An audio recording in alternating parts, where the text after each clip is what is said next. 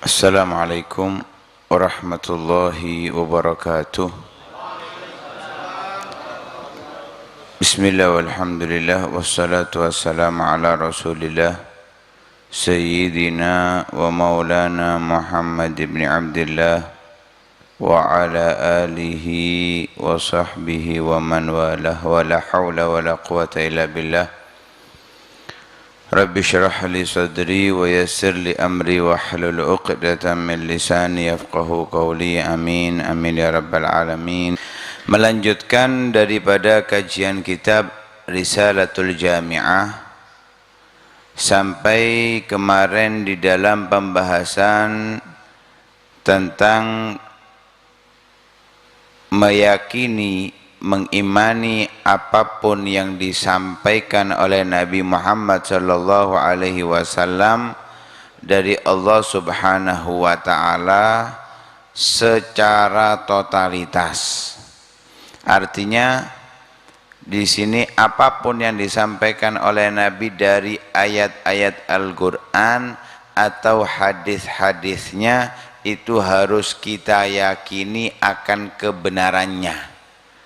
Ketika Nabi Shallallahu Alaihi Wasallam menunjukkan atas balasan perbuatan kebaikan, maka kita harus meyakini bahwa itu akan terjadi. Ketika Nabi Shallallahu Alaihi Wasallam mengatakan tentang ancaman dari kemaksiatan, maka itu juga akan terjadi. Dan itu adalah bentuk keimanan kita kepada Nabi Muhammad Shallallahu Alaihi Wasallam. Di antara yang juga harus kita imani atas apa yang disampaikan oleh Nabi Muhammad sallallahu alaihi wasallam dalam urusan hal gaib.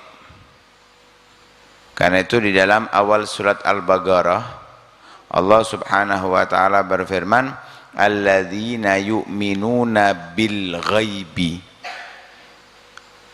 Orang-orang yang beriman dengan ghaib.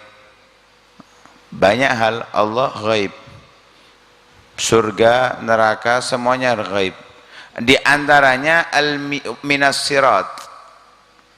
As-sirat dikatakan oleh al-Imam Al-Ghazali dalam Ihya Ulumuddin, jisrun mamdudun ala matni jahannam ahaddu minas sayf wa adakku minas sya'rah. Sirat itu adalah jembatan yang terbentang di atas neraka jahanam. Semuanya pasti akan melewatinya. Karena untuk masuk ke surga mau tidak mau harus melalui sirat. Bentuknya lebih tipis dari rambut, lebih tajam dari pedang. Ini di atas neraka jahanam. Kita akan melewatinya. Semuanya. Wa imminkum illa wariduha kana ala rabbika hatman maqdiyah. Semuanya pasti akan lewat sirat. Lah bagaimana kita melaluinya? Ini hal yang mengkhawatirkan. Dan itu akan terjadi. Kita harus meyakini bahwa itu akan terjadi.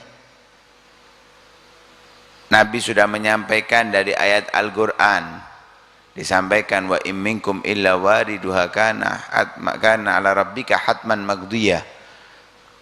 Disampaikan dalam hadisnya pula sampai diriwayatkan oleh Ibn Mas'ud radhiyallahu taala anhu. Beliau berkata, manusia itu semuanya akan melalui sirat.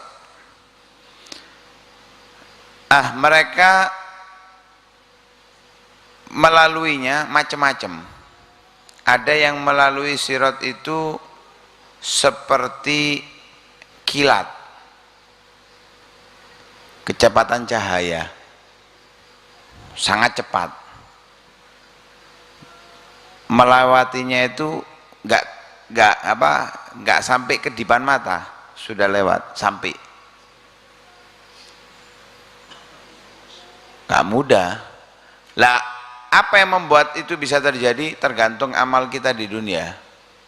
Bagaimana amal kita di dunia, disitulah juga letak cepatnya kita melalui sirat. Ada yang seperti angin yang berhembus kencang, ada yang seperti menunggangi kuda, kecepatan kuda kalau lari, ya seperti itu melewati sirat.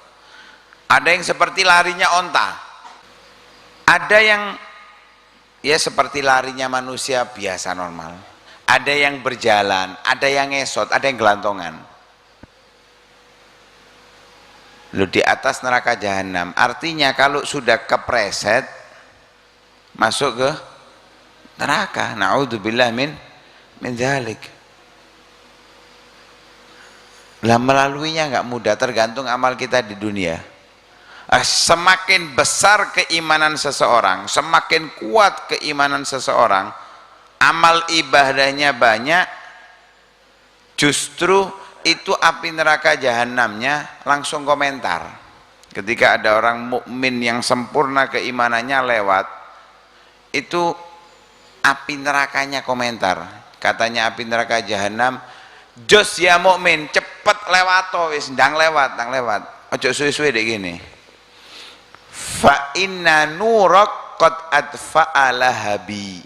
Karena cahayamu membuat apiku yang berkorbar menjadi padam. Ada riwayat, juz ya mukmin, fa inna nurak yahriqu nuri. Karena cahayamu dapat membakar apiku. Jadi api terbakar dengan cahaya. Kalau yang kita pahami itu kan cahaya itu terbentuk dari api kan gitu. Kalau di akhirat kelak cahayanya orang yang beriman membuat api neraka terbakar. Disuruh cepat-cepat lewat. Karena itu kita tingkatkan amal ibadah kita, tingkatkan keimanan kita kepada Allah dan Rasulnya, kita akan melewati sirat bagaikan kilat. Kenapa? Nerakanya yang nggak kuat dengan kita, wis cepetan nang lewat wis wong iki. Kemudian al-mizan, timbangan. Timbangannya itu ada bagian kanan, ada bagian kiri. Dan amal itu akan dijadikan oleh Allah bagaikan cahaya yang indah ketika amal itu baik, dan kegelapan di ketika itu buruk. Bedanya kalau timbangan di dunia semakin berat semakin ke bawah. Kan gitu. Timbangan kalau kita timbang, kalau berat kan ke bawah. Kalau di akhirat enggak, semakin berat semakin tinggi. Semakin berat semakin tinggi menunjukkan kedudukannya di sisi Allah Subhanahu wa taala. Ketika diletakkan timbangan antara kebaikan dan keburukan, dan kebaikannya lebih banyak lebih tinggi, keburukannya lebih rendah, dan tidak ada yang lebih berat dari kalimat la ilaha illallah. Paling berat dalam timbangan adalah kalimat la ilaha illallah. Juga dalam riwayat Sahih al-Bukhari, kalimatani habibatani ila rahman khafifatani ala lisan thaqilatani fil mizan. Ada dua kalimat yang paling dicintai oleh Allah, paling ringan untuk diucapkan dengan lisan, dan berat di dalam timbangan.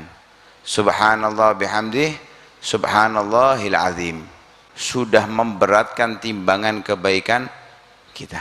Fa amma man thaqulat mawazinuhu fahuwa fi 'ishatir radiyah.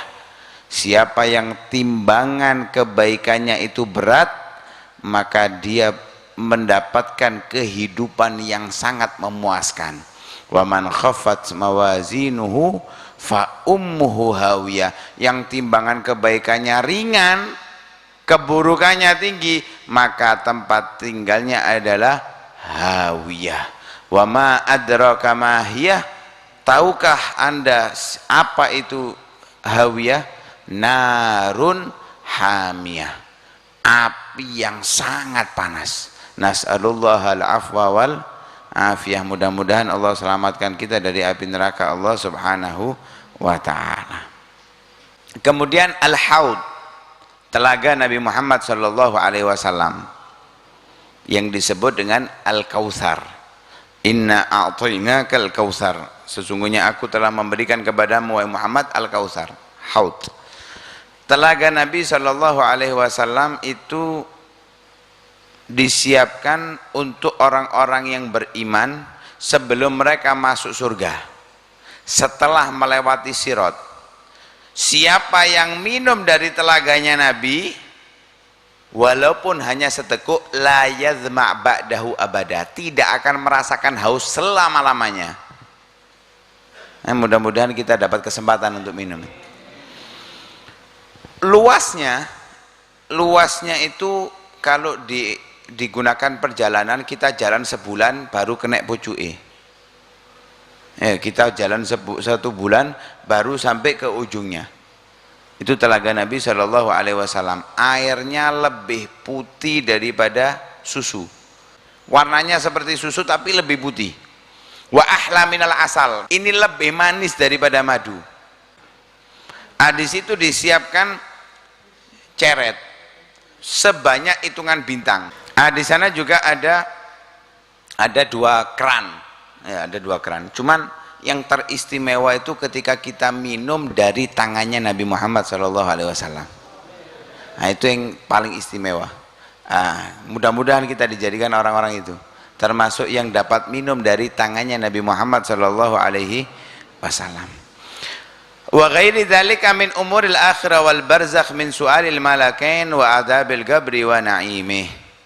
Begitu pula juga kita harus mengimani selain daripada mizan, sirat, haud, itu dari urusan akhirat, syafaat, hisab, itu disebutkan fasaufa yuhasabu hisaban yasira, ada hisab nanti. Bahkan Sayyidina Aisyah mengatakan man husib udzib, siapa yang dihisab dia sudah mendapatkan azab, karena dihisab itu enggak gampang.